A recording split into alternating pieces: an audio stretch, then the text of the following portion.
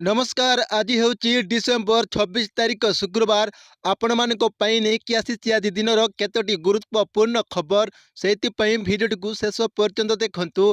आपण भल पाइबा गोटे गोटे लाइक कर दिंतु। ता सहित आम चैनल को न आसती चैनल को सब्सक्राइब कर पाखर बेल आइकन को ऑन करंतु। प्रथम खबर पड़िशा लागू ओडिशा रे केबे पाइल अणनिष्पासी पेशार भाग्य आसंता अधिवेशन रे हबो। ए वर्ष हेबो पेशा आईन को नहीं एमिति प्रतिश्रुति चलैचंती ओडिशा सरकार। बीजेडी सरकार को एकदा चाचल्य करुवा बीजेपी शासन को आसवा पर भी बदलिनी चित्र। ए भितर मंगलवार हेमंत सोरेन सरकार झारखंड रे लागू करचंती पेशा आईन। स्वाभाविक भावे प्रश्न उठुछि ओडिशा रे केबे झारखंड सरकार पेशा आईन रो मोहर मारिबा परे ओडिशा रे पुणी तेजिला स्वर। 1996 रु गढ़िथिबा पेशा आईन बा पंचायत अनुसूचित अंचल को संप्रसारण आईन ओडिशा रे लागू केबे हेबो। पूर्व सरकार और वर्तमान रो सरकार पंचायती राज मंत्री माने बारंबार देइचंती प्रतिश्रुति। 2023 रे प्रस्तुत छिटा नियम विधानसभा को आसवा रास्ता रे किए साजिच कंटा। लोकसेवा भवन रो पाइल भितर किए रुधि देइछि पेशार भाग्य। ओडिशार जनसंख्यार एक बड़ भाग आदिवासी होइतिबारु एहा बेस गुरुत्वपूर्ण। परवर्ती खबर जनवरी 10 सुधा सबु जिले में धान किणा समीक्षा कले मुख्यमंत्री। जनवरी 10 तारिख सुधा सबु जिले में आरंभ हो धान किणा प्रक्रिया। राज्यर धान किणा विक्रय समीक्षा कर मुख्यमंत्री मोहन माझी यही सूचना देते। धान किणा प्रक्रिया रे संपूर्ण स्वच्छता सुनिश्चित करने निर्देश देते मुख्यमंत्री। आज पर्यंत राज्यर 12टी जिले में धान क्रय प्रक्रिया चालू रही। 17टी जिले में टोकन प्रदान कर आगामी गोटे सप्ताह मध्य आउ 5 जिले में धान किणा आरंभ हो। जनवरी 10 तारिख मध्य सबु जिले में धान क्रय करने आरंभ हो। बैठक में धान संग्रह जेपरी संपूर्ण स्वच्छता अवलंबन हो एवं कौन परिस्थिति रे चाषी हक उपरे आंच न आसिबो ताकू सुनिश्चित करने मुख्यमंत्री अधिकारी मानक निर्देश देते। मिलर माने जेपरी चाषी मानक ठारू ठीक भाव में धान संग्रह करेंगे एवं चाषी माने जेपरी ठीक समय तांको प्राप्य पाइबे सेति प्रति ध्यान देबा पई मुख्यमंत्री परामर्श देते। बैठक में अनुदान फसल संग्रह उपरे गुरुत्वारोप कर देतिला। विशेषकर मांडिया डाली जातीय फसल और तैलजीवी चाषों को अधिक प्रोत्साहन देबा पई बैठक में मत प्रकाश पाइतिला। परवर्ती खबर विद्युत उपभोक्ता बड़ खबर। मुख्यमंत्री बड़ घोषणा। विद्युत उपभोक्ता स्वार्थ को दृष्टि रखी राज्य सरकार बुधवार अनुचित कैबिनेट बैठक में एक गुरुत्वपूर्ण निष्पत्ति नेबा सह मोट 10टी प्रस्ताव को अनुमोदन देइछंती। मुख्यमंत्री मोहन चरण माझी अध्यक्षतार अनुचित राज्य कैबिनेट बैठक पर मुख्य शासन सचिव मनोज आहूजा कहिसंती जे विद्युत उपभोक्ता लगी 2025-26 आर्थिक वर्ष पर राज्य कैबिनेट MMSBY स्मार्ट मीटर संयोग योजनार प्रथम पर्याय को अनुमोदन प्रदान करिसेंती। राज्य सरकार को एही नूतन पदक्षेप द्वारा राज्यर स्वल्प परिमाण 2 किलोवाट समेत विद्युत व्यवहार करुवा उपभोक्ता विशेष भाव उपकृत हेबो। एही योजना अंतर्गत स्मार्ट मीटर संयोग पई उपभोक्ता को कौन अतिरिक्त मीटर भड़ा देवाकू पड़िबो नहीं किंबा यह खुचुरा जोगाण टारिफ उपरे कौन प्रभाव पकईब नहीं। एही योजना को समस्त विद्युत वितरण कंपनी यथा TP central Odisha distribution limited, TP western Odisha distribution limited, TP southern Odisha distribution limited, TP northern Odisha distribution limited निज निजर लाइसेंस प्राप्त अंचल में कार्यकारी करेंगे। 2025 मार्च 24 रु retail supply tariff order अनुଯାयी 2 kilowatt पर्यंत कंट्रोल डिमांड थिबा स्मार्ट मीटर उपभोक्ता 1 एप्रिल 2025 रु मीटर भड़ा संपूर्ण रूपे उच्छेद कर दैछि। परवर्ती खबर 491टी अंगनवाड़ी केन्द्र को उद्घाटन कले उपमुख्यमंत्री। भुवनेश्वर राज्य स्तरीय अंगनवाड़ी केन्द्र रे शुभारंभ कार्यक्रम में 491टी अंगनवाड़ी केन्द्र को उद्घाटन करिसेंती उपमुख्यमंत्री प्रभाती परिड़ा। एही कार्यक्रम में विभिन्न जिलार जिलापाल, उपजिलापाल, जिला और ब्लॉक शिक्षा अधिकारी समेत अन्यान्य कर्मचारी आभासी माध्यम रे जोड़ी होइतिले। कार्यक्रम में पंचायती राज मंत्री रवि नारायण नायक उपस्थित थिले।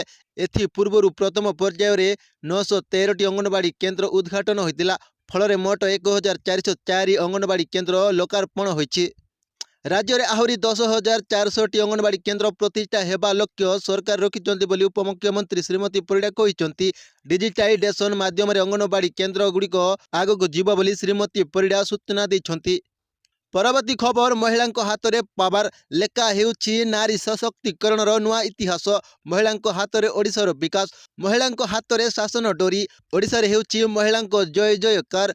गोटिए परे गोटिए उच्च पदवीरे महिलांकु मिलुची अग्राधिकार जहाँ होइनतिला बीजेडी काले ताहा हेउची मोहन सरकारଙ୍କ बेले केवल कथारे नुहे कामरे करी देखाइचंती बीजेपी सरकार महिला सशक्तिकरणर नुआ इतिहास लेखुचंती मोहन सरकार ओडिशार शासन भार एबे बीजेपी सरकारଙ୍କ हातरे सरकार को आसीबा परे बीजेपी तार कहितिबा प्रतिटी कथा को वास्तविक रूपे देबाकू लागि पड़िछंती जेउठी पूर्व बीजेडी सरकार केवल महिला को अग्राधिकार कथा कहूतिले एबे बीजेपी एहाकू कथारे नुहे कामरे करी देखाइचंती शासन को आसीबा दिनटू महिला मानकू एबोली मर्यादा दिया जाउछि ताहा ओडिशार इतिहास बनि जाइछि राज्य को प्रथम महिला उपमुख्यमंत्री कथा हेउ कि महिला मुख्य शासन सचिव 24 वर्षर शासन काल में जहाँ बीजेडी करिपारिनतिला आज बीजेपी ताहाकू देखाई देछि तेबे एही धारारे आज मुख्य शासन सचिव भाव में अनुवर्ग को मध्य गुरु दायित्व देछि बीजेपी सरकार।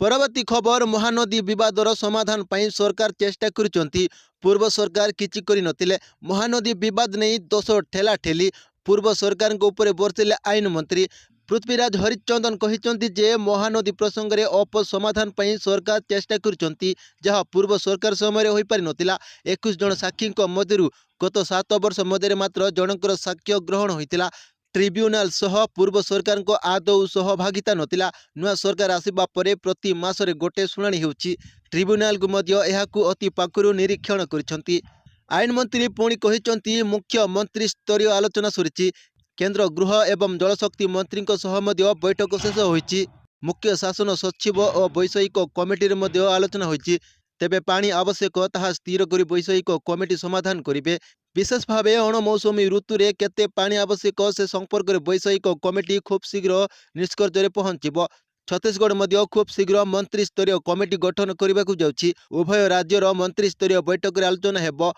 परवर्ती शुणाणी फेब्रुआरी रे रहिछि एजाएं जहाँ पदक्षेप नियाଯାଇଛି से नहीं ट्रिब्यूनाल को अवगत कराजिबो सेहीपरि खूब शीघ्र आउ थरे मंत्री स्तरीय बैठक बसिबो छत्तीसगढ़ केंद्र एवं राज्य मध्य आपस बुझामणा करी एहार समाधान कराजिबो।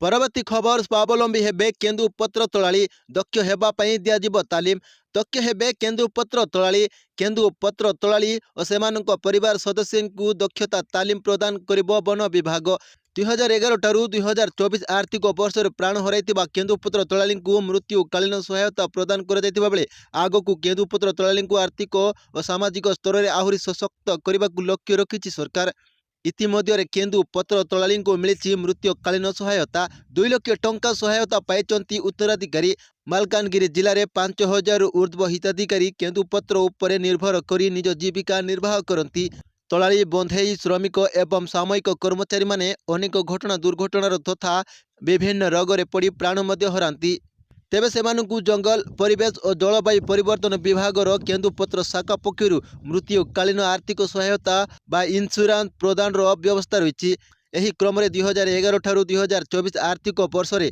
प्राण हराइथिबा 145 हिताधिकारी उत्तराधिकारी 2 लाख लेखाएं अर्थात केंदुपत्र कल्याण ट्रस्ट पांटी एक कालीन 2 कोटी 90 लाख टंका डीबीटी माध्यम हिताधिकारी जमा खाता को फैट करिछि जयपुर केंदु लिफ्ट डिविजन विधायक नरसिंह माटकामी बटन टिपी एही टंका हिताधिकारी जमा खाता को पठाइछंती।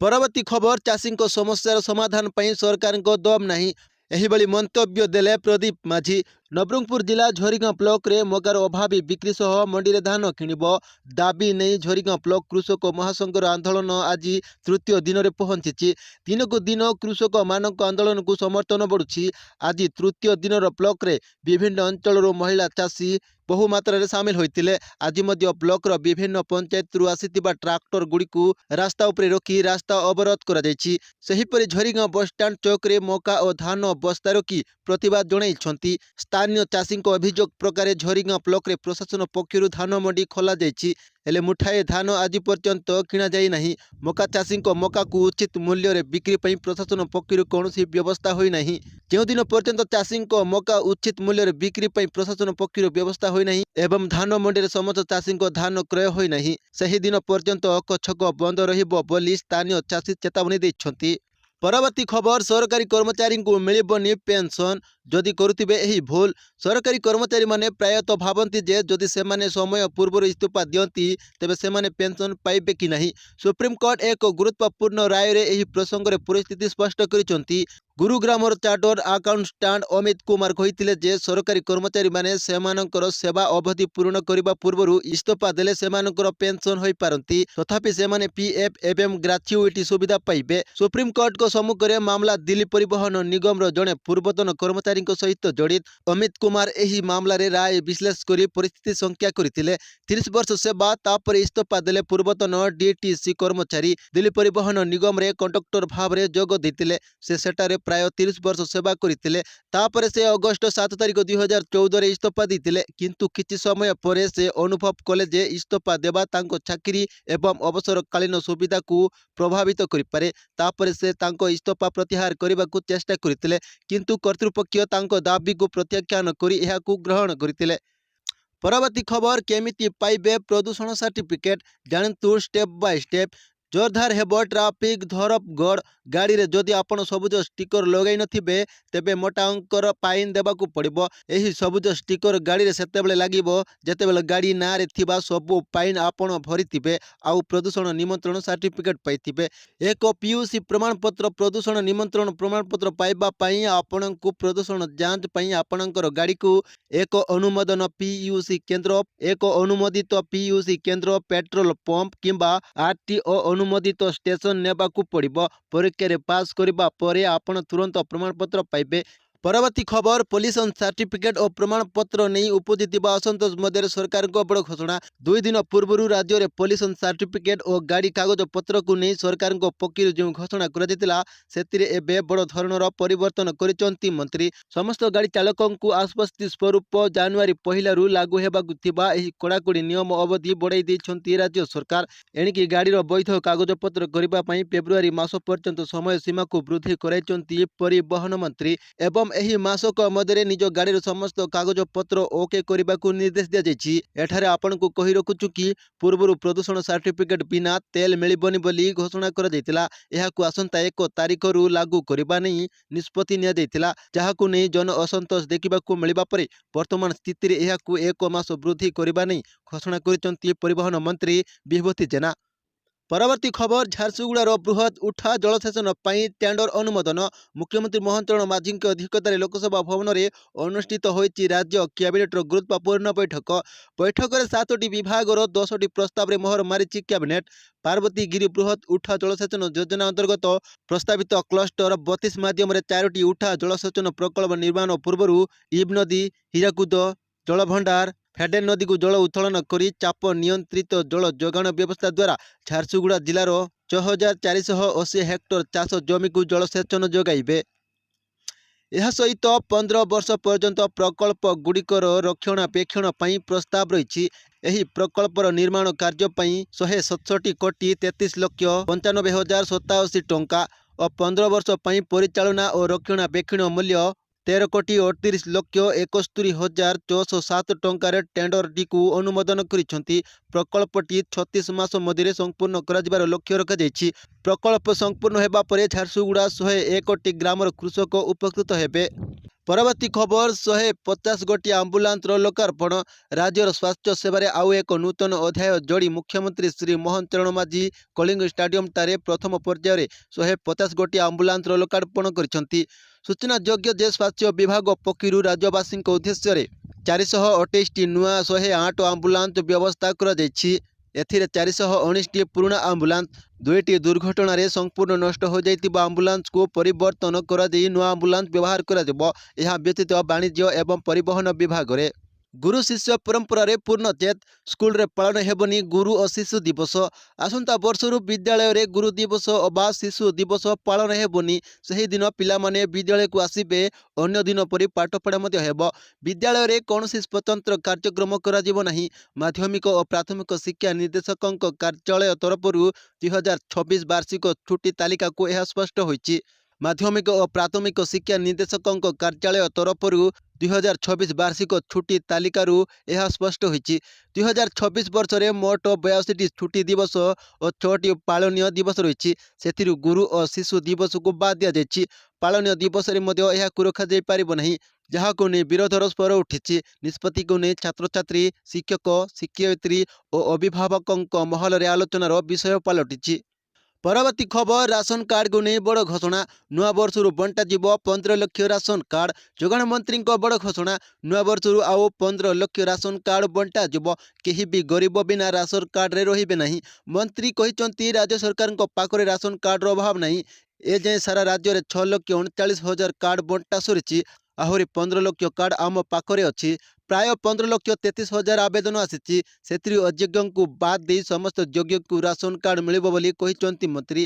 ଏହା ପୂର୍ବରୁ ଇ-କେୱାଇସି କରାଇ ନ ପାରିଥିବା ହିତାଧିକାରୀମାନେ ଡିସେମ୍ବର 31 ସୁଦ୍ଧା ନିକଟସ୍ଥ ଖାଉଟି ସୁଲଭ ମୂଲ୍ୟ ଦୋକାନ ବା ରାସନ କାର୍ଡ ପରିଚାଳନା କେନ୍ଦ୍ରକୁ ଯାଇ ନିଜ ଆଧାର ଯୁକ୍ତ ଇ-କେୱାଇସି କରାଇ ପାରିବେ ବୋଲି ଖାଦ୍ୟ ଯୋଗାଣ ଓ ଖାଉଟି କଲ୍ୟାଣ ବିଭାଗ ପକ୍ଷରୁ ସୂଚନା ଦିଆଯାଇଛି। ହିତାଧିକାରୀଙ୍କ ଆଧାର ଭିତ୍ତିକ ଇ-କେୱାଇସି ପ୍ରକ୍ରିୟା ଜାରି ରହିଛି।